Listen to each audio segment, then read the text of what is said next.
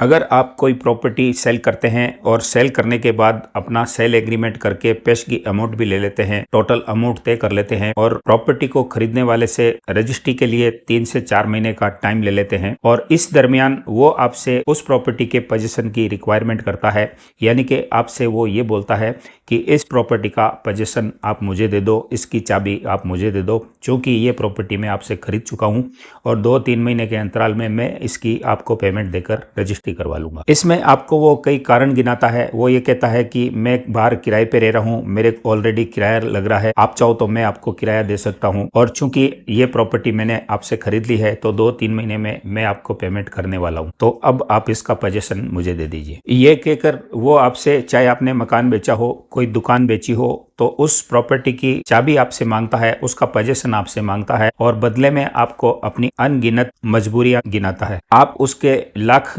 मजबूरियां गिनाने की वजह से उसको अपनी प्रॉपर्टी की चाबी देने के लिए एग्री हो जाते हैं। आप ये सोचते हैं कि इसने पेशगी अमाउंट के तौर पर 10 से 15% अमाउंट तो दे ही दिया है, बाकी का अमाउंट भी 2 से 3 महीने में दे ही देगा, तो इसको पोजीशन देने में क्या दिक्कत है। और ये सोचकर आप उस प्रॉपर्टी का पोजीशन उसको दे देते हैं और ये आपकी सबसे बड़ी भूल साबित हो सकती है। आपको इसका खामियाजा बहुत बड़ा भुगतना पड़ सकता है, बहुत तरह की आपको समस्याओं का सामना करना पड़ सकता है। ऐसी कंडीशन में वो आपसे सेल एग्रीमेंट बनाने के बाद अगर चाबी प्राप्त कर लेता है तो दूसरे दिन ही वो अपना तामझाम लेकर उस प्रॉपर्टी पर कब्जा जमा लेगा। अगर आपका घर है तो वो सब कुछ सामान लेकर उस घर में एंटर हो जाएगा और उसमें रहने लग जाएगा। और अगर आपने शॉप बेची है तो उस शॉप में अपना काम दाम, मशीनें वगैरह जो भी हैं, ऑफिशियल जो भी उसका सिस्टम है, वो सब लाकर उस पर वो काबिज हो जाएगा। दोस्तों, कहीं पर हमने ये भी देखा है कि किसी बायर में सिर्फ ज़बानी सौदा होता है या मामूली सी पैसे की रकम दी जाती है, कोई सेल एग्रीमेंट नहीं बनता,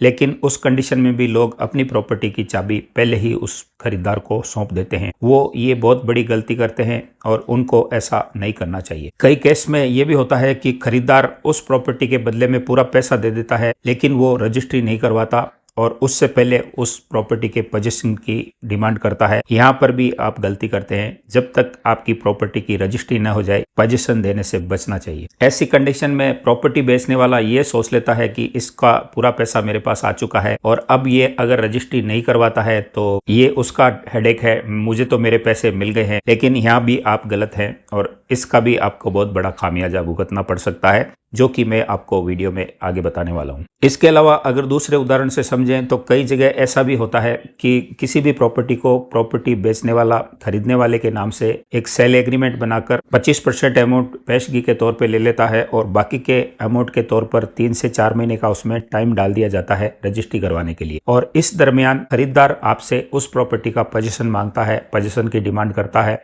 अपनी सारी जरूरतें गिनाता है और आपके मना करने पर वो आपको उस प्रॉपर्टी का उस दिनांक तक आपको रेंट भी देने के लिए एग्री हो जाता है। और ऐसी कंडीशन में प्रॉपर्टी बेचने वाला ये सोचता है कि प्रॉपर्टी तो मैंने बेच ही दी है और अब इसका मुझे अगर रेंट मिल रहा है, इस प्रॉपर्टी को देने में मुझे क्या आपत्ति है, और वो एक रेंट एग्रीमेंट बनाकर किराए पे दे देता है। और इस कंडीशन में वो किराएदार की हैसियत से लीगल कब्जादारी हो जाता है और चूंकि आपको उसने 25% अमाउंट दिया है, बाकी का अमाउंट आपको लेकर उसकी रजिस्ट्री कराना अभी बाकी है। तो ये भी आपकी एक बहुत बड़ी भूल साबित हो सकती है और आपको इसका हर्जाना भी भारी से भारी भुगतना पड़ सकता है। दोस्तों, वीडियो में आगे बढ़े उससे पहले मेरा आपसे ये निवेदन है, ये वीडियो अगर आपको पसंद आता है तो इसको एक लाइक जरूर कर दीजिए। हमारे channel star real estate and builders को सब्सक्राइब जरूर कर दीजिए और बेल आइकन साथ में जरूर दबाइए। तो दोस्तों, जैसा कि मैंने पूर्व में आपको 3 से 4 उदाहरण बताए हैं और ऐसी कंडीशन में किसी भी प्रॉपर्टी को खरीदने वाला आपसे उस प्रॉपर्टी का पोजीशन उन कंडीशन में मांगता है, तो ये आपके लिए खतरनाक हो सकता है, दुखदायी हो सकता है और मैं आपको ऐसी सलाह बिल्कुल नहीं दूंगा कि आप ऐसा कतई करें। भले ही आपको उस प्रॉपर्टी का पूरा पैसा मिल चुका है, रजिस्ट्री नहीं हुई है, तो भी आपको रजिस्ट्री से पहले किसी भी प्रॉपर्टी के खरीदार को उस प्रॉपर्टी का कब्जा देने से बचना चाहिए। तो इस तरह से आपको किसी भी खरीदार को अपनी प्रॉपर्टी को रेंट पे देना या उसका कब्जा देना, इसमें क्या क्या खतरे हैं और आपको क्या क्या नुकसान हो सकते हैं, आपको क्या क्या भुगतना पड़ सकता है, अब मैं स्टेप बाय स्टेप आपको बताने जा रहा हूं। इसमें जो सबसे पहला बड़ा खामियाजा आपको भुगतना पड़ सकता है वो ये है कि जैसे आपने किसी भी खरीदार को 25% अमाउंट लेकर 3 से 4 महीने का टाइम दे दिया और उससे पहले उसके मांगने पर आपने उसको उस प्रॉपर्टी का पोजीशन दे दिया, तो ऐसे में वो खरीदार 3 महीने के बाद आपको जो पेमेंट देना है वो पेमेंट देने में वो रिलैक्स हो जाएगा, वो उस पेमेंट को देने में कोताही बरतेगा, वो उस पेमेंट को देने में 5 से 6 महीने लगा सकता है, 8 महीने लगा सकता है, या कई कई कंडीशन में साल भर भी खींच लेगा। और ऐसी कंडीशन में आप बीच में लटक जाएंगे, न तो उस प्रॉपर्टी के आप मालिक हैं क्योंकि आपने सेल एग्रीमेंट कर दिया है, न आपके पास उस पोजीशन है, न आप उस प्रॉपर्टी को किसी और को बेच सकते हैं। और आपने ये सोचकर डील की थी कि 3 महीने बाद इस प्रॉपर्टी का पेमेंट आ जाएगा तो मैं अपने पारिवारिक काम सुधार दूंगा, कोई बच्चों की शादी है तो वो कर दूंगा, या आपने कोई अन्य प्रॉपर्टी खरीदने का सोचा है और उस प्रॉपर्टी का आपने अपना एडवांस लेने के बाद उस प्रॉपर्टी के लिए आपने एडवांस के तौर पर पेमेंट दे दिया है और उस पार्टी को भी आपने 2 से 2.5 महीने का आगे पेमेंट देने का टाइम दे दिया है, तो ऐसी कंडीशन में चूंकि न तो आपके पास पेमेंट आएगा और न आप उस पार्टी को पेमेंट दे पाएंगे, ऐसी कंडीशन में वो डील आपकी खराब हो जाएगी। अगर आपको बच्चों की शादी करनी है तो वहां पर आपकी नाक नीची हो जाएगी, आपको शर्मिंदा होना पड़ेगा क्योंकि आपके पास पैसा ही नहीं आ पाएगा और आप एक बीच में लटक जाएंगे, अटक जाएंगे। और बायर चूंकि मेन उद्देश्य किसी भी प्रॉपर्टी का कब्जा हासिल करना होता है और कब्जा हासिल करने के बाद उसका वो यूज शुरू कर चुका होता तो उसका उद्देश्य लगभग कंप्लीट हो चुका होता है, इसलिए वो रिलैक्स धारण कर लेता है, रजिस्टर करने में कोताही बरतता है, आपका बकाया पेमेंट देने में भी वो लापरवाही करता है और आपको तारीख पे तारीख देता रहेगा और आप एक मछली की तरह सिर्फ चटपटा सकते हैं, कुछ कर नहीं सकते हैं क्योंकि अब आपके हाथ में कुछ भी नहीं रहा, आप उस प्रॉपर्टी को सेल कर चुके हैं और उसका पोजीशन भी आप उसको दे चुके हैं। इसके अलावा दूसरी कंडीशन ये बनती है कि मान लीजिए आपने किसी प्रॉपर्टी को बेचा और आपने उस प्रॉपर्टी के बदले पूरा पैसा प्राप्त कर लिया, लेकिन आपने सेल डीड एग्जीक्यूट नहीं करवाई, सेल डीड को नहीं बनवाया और उस प्रॉपर्टी का पोजीशन उस खरीदार को आपने दे दिया। अब मान लीजिए उसके पास स्टैंप ड्यूटी भरने के लिए पैसे नहीं है और वो तारीख आने पर आपको दिए हुए वादे के अनुसार उस प्रॉपर्टी की रजिस्ट्री करवाने में आनाकानी करता है, तो आपको मुश्किल आ सकती है। और वो मुश्किल ये है कि मान लीजिए स्टैंप ड्यूटी बढ़ गई, गवर्नमेंट का कोई लॉ या कानून आ गया, कोई रिकवरी आ गई और चूंकि वो प्रॉपर्टी आपके नाम है तो वो आपको पे करनी पड़ेगी। और मान लीजिए कोई ऐसी प्राकृतिक आपदा आ गई, आपकी प्रॉपर्टी में कोई नुकसान हो गया, कोई भूकंप आ गया या कुछ भी ऐसी अनहोनी हो गई और उस वजह से उस प्रॉपर्टी में आपका कोई बड़ा नुकसान हो गया और चूंकि उस प्रॉपर्टी के लीगल मालिक आप हैं, वो प्रॉपर्टी आपके नाम से है, तो वो किराएदार बना हुआ खरीदार आपको वो प्रॉपर्टी लौटा देगा और आपसे वो सारे पैसों की डिमांड कर लेगा और रिकवरी भी कर लेगा क्योंकि आपने उस प्रॉपर्टी की रजिस्ट्री नहीं करवाई है। तो इसमें आपको देर नहीं करनी चाहिए और येन कैन प्रकारेण आपको तुरंत प्रभाव से पैसे लेते ही उस प्रॉपर्टी की रजिस्ट्री एग्जीक्यूट करवा देनी चाहिए। अब इसके बाद जो परेशानी आपके सामने खड़ी हो सकती है, मुश्किलों का आपको सामना करना पड़ सकता है, वो वजह ये होगी कि आपने किसी भी प्रॉपर्टी का पोजीशन पहले ही दे दिया और आपको पैसे लेने बाकी हैं और प्रॉपर्टी की रजिस्ट्री आपके नाम से है और किराएदार बनकर वो खरीदार आपकी प्रॉपर्टी पर काबिज हो गया है, उसने उस प्रॉपर्टी का पोजीशन आपसे मांग लिया है और आपने उसको दे भी दिया है। अब दिक्कत आपकी कहाँ शुरू होगी कि कोई भी प्रॉपर्टी चाहे कैसी भी हो, किसी भी प्रॉपर्टी में कुछ टेक्निकल नुक्स होते हैं, कुछ कमियां होती है, आस पड़ोस खराब हो सकता है, उसके आसपास कोई ऐसी अनलीगल एक्टिविटीज हो सकती है, कई कारण ऐसे हो सकते हैं कि वो किराएदार उन एक्टिविटीज को देखकर भड़क सकता है, नेगेटिविटी मिलने पर वो उस प्रॉपर्टी को कैंसिल करने का मन बना सकता है और ऐसी कंडीशन में आपकी वो प्रॉपर्टी की डील कैंसिल कर सकता है। उस प्रॉपर्टी में ये कमी भी हो सकती है कि आपके कोई पड़ोसी हो और वो झगड़ालू प्रवृत्ति का हो, आपसे बार बार झगड़ा करता रहा हो, वो आपसे जलता रहा हो, किराएदार को देखकर वो उसको भड़काना शुरू कर दे, वो उसको ये कह दे कि ये प्रॉपर्टी तो मैं खरीदना चाहता था, प्रॉपर्टी में तो ये कमी है, ये प्रॉपर्टी तो इतने लाख की है,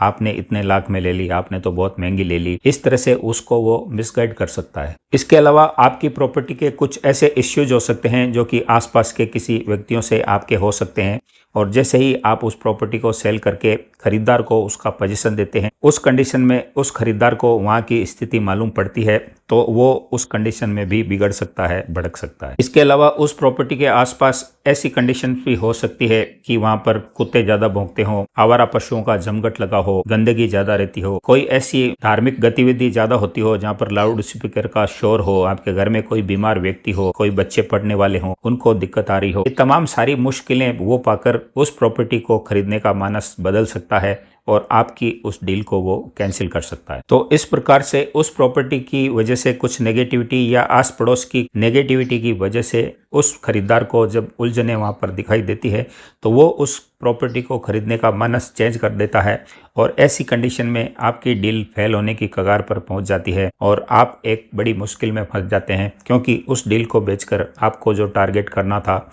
जो पैसा कहीं इन्वेस्ट करना था, वो सब आप नहीं कर पाते हैं और वो सारे कमिटमेंट आपके फेल हो सकते हैं। इसके अलावा आपके किसी पड़ोसी के भड़काने की वजह से या उसको मिसगाइड करने की वजह से आप पर यह आरोप लगा सकता है कि आपने उसको ये प्रॉपर्टी महंगी बेच दी। वो आप पे बहुत ज्यादा भड़क जाएगा, आपको ये कह देगा कि मुझे आपकी ये डील लेनी ही नहीं है, आपने मुझे ये डील महंगी बेच दी, आस पड़ोस में इस तरह की गतिविधि है। किसी भी तरह का कोई भी आप पे आरोप लगा वो इस डील से मुकरना चाहेगा, तो आपके लिए तो ये एक संकट का काम होगा। अगर आप कोई चीज को एक्सेप्ट नहीं करेंगे, उसकी बात को नहीं मानेंगे, तो फिर वो नेगोशिएशन पे आ जाएगा। आपसे वो ये कहेगा कि मैं आपसे इस प्रॉपर्टी का सौदा जितने में हमारे हुआ है उतना पैसा मैं आपको नहीं दूंगा। वो आपको उस पैसे को कम देने की कोशिश करेगा और बात बात पे अड़ंगे लगाएगा, कई तरह की मुश्किलें आपके सामने पैदा करेगा। तो इस प्रकार से आपको पहले पोजीशन देने में मुश्किलें ही मुश्किलें हैं और आपको सावचेती से और सावधानी से काम लेना है और इस तरह की मुश्किलों से बचने की कोशिश करनी है। और इसके अलावा दोस्तों अगली